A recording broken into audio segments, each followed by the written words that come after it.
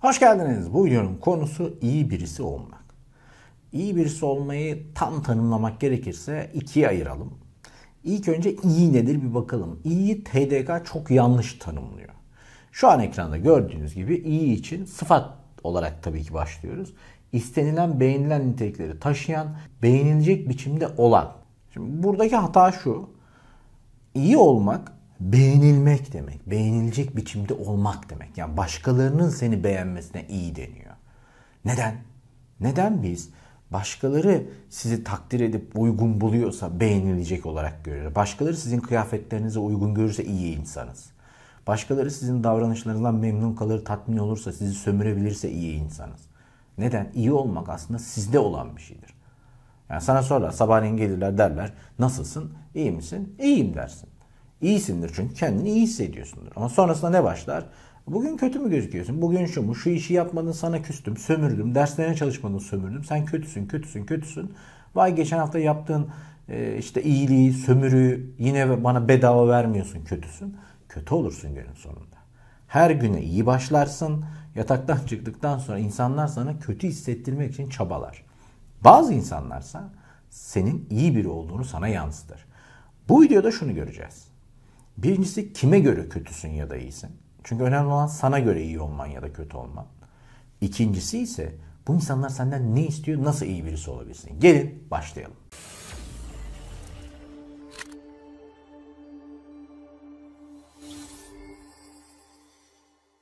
Hoş geldiniz. Topluma göre iyi biri olmak. El alem ne der? Bizi utandırma, yüzümüzü kara çıkarma, bilmem ne. Sınavlarda öyle ol, böyle ol. İyi birisi ol. İlk 15 sene için bir şey diyemeyeceğim. Çünkü ailenin elinde büyüyorsun. Hatta ilk 18 sene. Sonra bir üniversite ya da işte bir yere, iş hayatına bir şekilde atılıyorsun. Artık yeni insanlar görmeye başlıyorsun. Ailenin dışında. Ailenin için iyi birisi olurken bir yandan onlar için de iyi biri olman gerekiyor. İyi biri olmanın 7 adımını size birazdan anlatacağım. Ama kimisi için dindar insanlar iyidir. Yani dini anlayışla yetişirsin ve sadece dinle ilgili konularda bilgili ve ilgili olman yeterlidir. İyi insansındır. İşte mahallede Hayri abi vardır, dindardır, o iyi adamdır. Burada çok düşük bir oranda, %1 diyelim. Dindar bildiğiniz insanlar dış kabukta dindar gözükürken içinde kötü insan çıkıyor. 2019'da damgasını vuran Palo ailesi var. Başlarındaki baş sapık cami imamıydı. Düşünün. O kadar yani. İlginç haberler okuduk. Neyse dinle ilgili inceltecek ya da zarar verecek örnekler vermeyeceğim başka. Anne baba için iyi olan iyidir. İyi evlat. Aferin. Benim de sözümü dinle. Benim için iyi ol. Benim dediğim bölümü yaz. Benim dediğim kişiyle evlen. İyisin, harikasın. Sonra anne baba Allah gecinden versin vefat edince bu ortada kalır. Çünkü 50 yılını, 40 yılını ya da onlara göre iyi biri olmak için geçirmiş. Son kalan 30 yıl dünyada oyalanır, ondan sonra ölür. Yazık, günah değil mi bu ömre? Ama en kötülerinden bir tanesi başkaları için fedakar, cömert olan. Aslında onlar enayi gözüyle bakıyor. Çünkü sömürebiliyorlar. İşte ona iyi insan. Ya Haluk çok iyi ya abi, nereye gitsek hesabı ödüyor. Haluk harika biri. Bak ben bunu örneğiyle size anlattım. Adama eğitim hediye ettik. Öbürüne de burs verdik. İkisinde de aynı tepkiyi aldım. Hatta mailde size anlatmıştım. Yazmış bana, ne kadar enayisin. Benim aslında zaten telefonum şuyum buyum vardı. Enayi gibi verdin. O zaman da demiştim. İşte memleketin hırsızında bile yetişirken bir aptallık var. Madem sömürüyorsun bari devam et. Niye ifşa ediyorsun kendini? Yani 2 parça bursla 1000-2000 lirayla ya da bir tane eğitimle mi zengin oldun? Bazıları içinse iyi birisi yoktur. Tek iyi güzel kişi odur. O mükemmeldir. Etrafındakiler ona yakınlaşmaya başlar. Yani der ki ya ben Haluk olarak en iyiyim. Şu işte Mahmut 05 Haluk, Melis 03 Haluk, işte Ayşe 07 Haluk olabilir. Belki yani potansiyeli var gibi. İnsanlar da bu yönde. Yani ben doğru bir insanım, beni takip edin. Bu çok yanlış bir ego ama şimdi bunu size komik geliyor. Yani hangi ahmak bunu takip eder? Eden çıkıyor. Adam diyor ki biz öyle bir topluluğuz ki herkes benimle işte cinsel ilişki yaşayacak. Ben çok büyük bir ışığa götüreceğim sizi. Peşine takılıyorlar. Ya da öbürü diyor ki bak yine bir örnek vereyim. Ben çok iyiyim ve hepinizin iyiliğini düşünüyorum. Bütün paralarınızı bana verin. İşte ne bileyim Çiftlik Bank falan biliyorsunuz neler yaşadık. Paranızı inanılmaz katlayacağım. Düşünün ya. Bu kadar mucize bir şey vaat ediyorum ve iyiliğiniz için yapıyorum bunu. Allah'ım ne kadar iyi, peşinde gidelim, açılışlara katılalım. Sonra parayı alıp topuklayınca vay adi vay tukaka. Peki nasıl iyi birisi olabilirsiniz? Bir, en önemlisi. Ailenizin isteklerine ve tavsiyelerine saygı duyun. Ama kendinizi de geliştirmek için kendi yolunuzu çizin. Yani %60-70 yüksek oran yine. Ailenin tavsiyelerini al. Bir %20-30, bazen 40 kendi öğrendiklerini kat ve kendini oluştur. Çünkü bazı anne ve babalar, beni izleyenleri tenzih ederek söylüyorum, çok da iyi anne baba değiller. Ben YouTube üzerinde görüyorum, Instagram üzerinde görüyorum. Gerçekten mahkemenin çocukları elinden alması gereken anne babalar var. Yani baba, iki örnek, neyse kanal ismi örneği vermeyeyim, anne ve baba olarak söyleyeyim. Çocuk 7/24 video çekiyor. Yani şu an Türkiye'nin en fazla izlenen çocuk kanallarından iki tanesi, ki umarım kapatılacaklar. Bir tanesi kapatıldı galiba. YouTube şu anda çocuk kanallarına karşı bir tedbir alıyor. Fast food, çeşitli markaların, cipslerin falan reklamının olduğu kanalları kapatıyor. Harika bir karar. Ama bakıyorum, Salih Reis kanalı vardı, Prenses Elif kanalı vardı. Bunlar hep cips, kola, McDonald's reklamları yapan, hiçbir şey değilse günde 5-6 video atan kanallar. Yani bu o kadar tehlikeli bir şey ki biz günde 1-2 video ürettiğimiz zaman yoruluyoruz.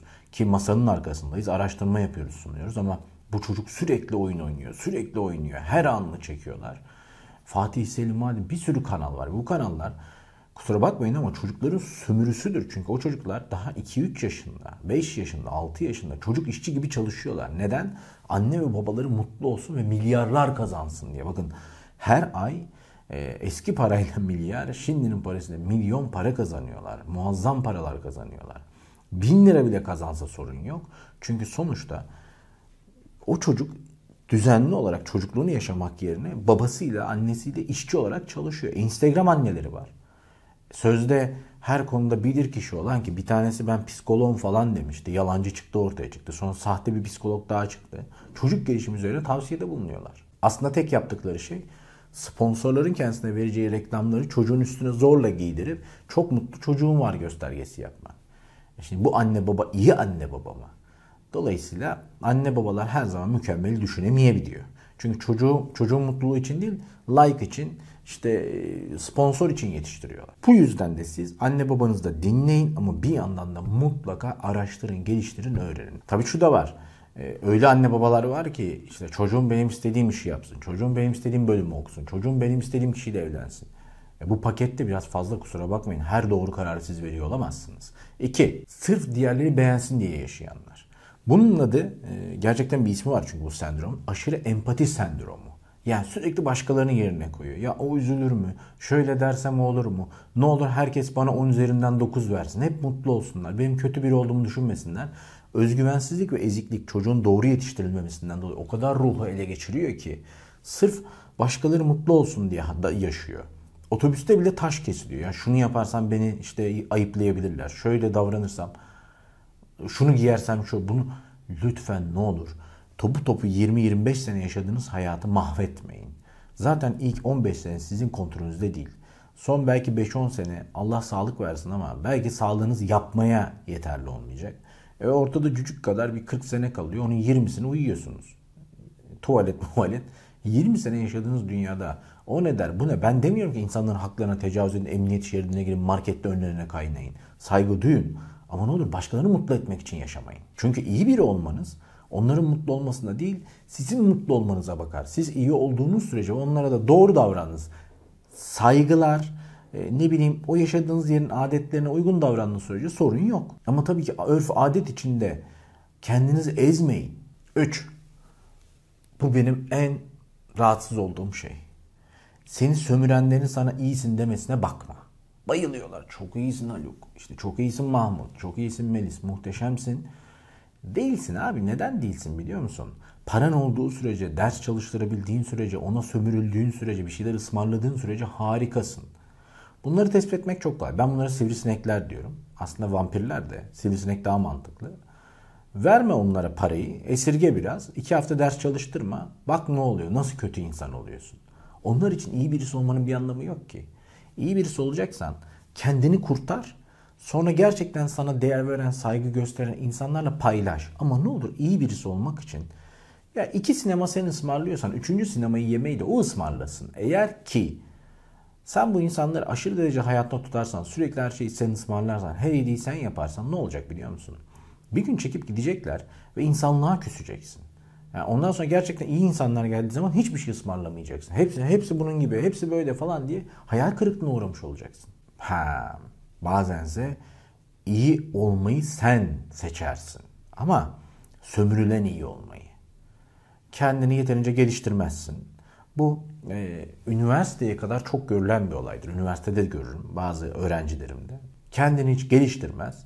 Kendine özgüveni sıfır olur. Aile de bunu serbest bırakır. Aile de kötü bir aile değil, iyi bir ailedir. Çocuğu serbest bırakır. Kendi hiçbir kararı alamayacağı için başarılı gördüğü, işte alfa gördüğü kişilerin peşine takılır. Kendi karakterini hiç geliştirmez. Ve o insanlar der ki ben iyi birisiyim. Sen de küçük iyi olmak istiyorsan peşime takıl. Onun aldığı her kararın altına imza atarsın. Sonra yarın da gün çekip gittiği zaman öyle kalırsın ortada. Burada unutmayın, iyi birisi olmayı o belirlememeli. Yani birisi sana aferin, iyisin, aslansın, kaplansın diyorsa sen aslında iyi birisi değilsindir. İyi bir itaatçisindir. Çünkü tersini de görüyoruz. Seni sömürür aslında iyi birisi değildir. Sen inanırsın, sonra Stockholm sendromu başlar. Sana kötü davrandıkça sen ona sarılırsın. Sana kötü davrandıkça aşık olursun. Ondan sonra daha önce kanalda videosu var. İzleyin Stockholm sendromunda ne oluyor? 4. Burası çok önemli. Kendi fikrin olacak. Başkasının fikriyle iyi bir insan olamazsın. Kendi kültür, birikimin ve inancın olacak. Kendin bir şeyleri süzmüş ve ona sarılmış olmalısın. Pusulası olmayanın yönü olmaz. Tanıştığın, konuştuğun insan için söylüyorum bunu. Yani televizyondaki ünlü için istediğini söyle, beni ilgilendirmez. Ama tanıştığın, konuştuğun insan için başkalarının yanında, kendi başına da bir şey diyemem ama başkalarının yanında onu kötüleme, arkasından konuşma. Çünkü sen onun arkasından konuştuğun anda biliyorlar ki onların arkasından da onların yokluğunda konuşursun. O öbürünü satıyorsan onları da satarsın. Ve senin üstüne yapıştırırlar kötü insan etiketini. Bir diğer madde. Kendini düşüneceksin. Bencil olacaksın. Bencil olacaksın ki hayatta kalasın ve iyilik yapmaya devam edesin. Hocam ne biçim konuşuyorsunuz? Daha önce de buna tepki gelmişti. Çünkü bencil olmayı bir kere daha söylemiştim. Şimdi size bir video izleteceğim. 2'ye böleceğiz videoyu. Gelin önce bir anne ile çocuğun bir leoparın ya da aslanın saldırısı altında nasıl tepki verdiğini görelim.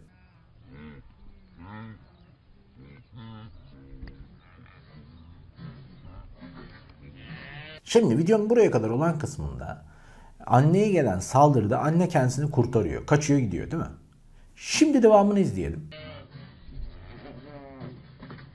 Gördünüz mü annenin günahını boşuna almışız. Annenin yaptığı şey şu. İlk önce kendisini kurtarıyor. Doğru bir açıya geçiyor.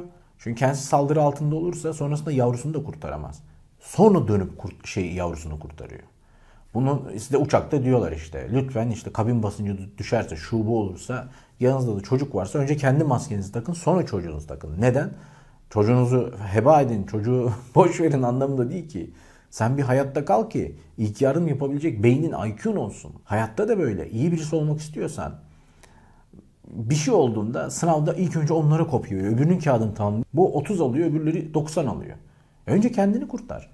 Sırf onlara güzellik yaparak, kendini batırarak güzel bir yere gelemezsin. Ve son. İyi birisi olmanın son maddesi. Bilmiyorum buraya kadarki maddeler seni tatmin etti mi ama inan ki Türkiye şartlarında bunları uygulaman gerekiyor. Çünkü bu bir hani çok kaba tabirle Survivor yarışması var ya televizyonda gördüğün. Onun gibi. İyi insanların az olduğu, daha az iyi insanların çok olduğu bir ülkedeyiz. İnsanlar eskiden olduğu gibi, Türk toplumu eskiden olduğu gibi her sokakta gördüğüne yardım etmiyor. Dostça, kardeşçe, mahalle kavramında yaşamıyorlar. Doğudaki illerde belki yine ama hızlı bir kutuplaşma var. Bu kutuplaşma üzerine video çekeceğim. O etiketleniyor, bu etiketleniyor. O dini inancından dolayı bir etiketiyor. O Atatürk vatan sevgisinden dolayı bir şey. Sanki bunların hepsini yaşayan insanlar yokmuş gibi bu ülkede.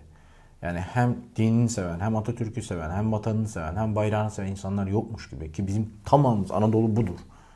Trakya'da budur bu arada. Anadolu dediğim Türkiye budur. Ama son dönemde 5 yıldır, 10 yıldır bir kutuplaşma pazarlanıyor. Sonuncu madde insanı sev. Benim daha dar kapsamda baktığım şey şu. İnsanı sev, etiketleme. Ne olur iyi bir insan olacaksan etiketleme. Ya şişman tombik diye de etiketleme. Sağ sol diye de etiketleme, Türk Kürt diye de etiketleme, Sünni Alevi diye de. Sana ne arkadaş? Onun ne olduğundan sana ne? Sana bir zararı mı var, iyiliği mi var? Ona bak. İnsanla tanıştığın zaman onun bunun etiketlemesiyle ona yanaşma. Başkalarının seni ayrıştırmasıyla yanaşma. Lütfen tanış, elini sık, konuş ve sonrasında hemen büyülenme de. Yani böyle hemen o başkan ol ülkeyi kurtar ya da şunu yap bunu yap değil. Ya senle bir arkadaşlığı olabilir mi? Arkadaşlık havuzunda yeterince bulunduysa bir üst havuza dostluğu al. Sonra can dostluğu al. İstiyorsan sonra evlen, istiyorsan sonra ömür boyu kanka ol. Ne istersen ama ne olur insanları daha fikri olmadan, konuşmadan, sohbet etmeden kötüsün, çok kötüsün, o daha kötü, hepsini öldürelim. Bu şekilde insanlardan Hitler gibi nefret etme. Ben Önük Tatar. Umarım iyi birisi olursun ve bir sonraki videoda görüşürüz.